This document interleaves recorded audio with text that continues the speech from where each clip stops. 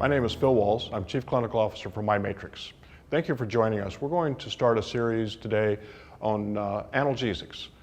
This topic has been chosen because recently we hosted a half-day symposium with Work Comp Central regarding alternatives to opioids. Following that symposium, I received a number of questions about, well, what are the different drugs that are available and how does a prescriber choose those? So let's start with the basics. When it comes to analgesics, we have two broad categories, narcotic versus non-narcotic. And then in addition to that, especially in comp, we see a number of other drug categories that are used for pain, even though we don't traditionally think of them as analgesics.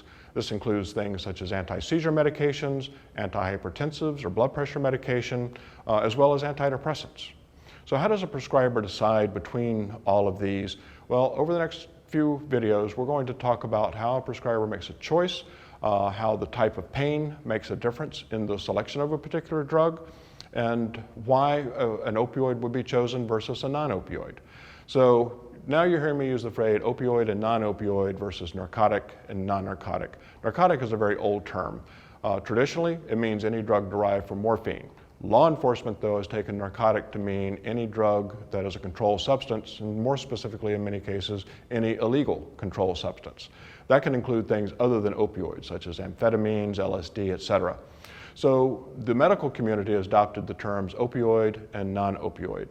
And an opioid is drugs that are producing their analgesic effect similar to morphine.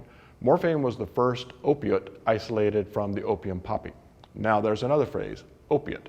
So opiate refers only to those drugs that are directly isolated from the opium poppy. That includes morphine and codeine.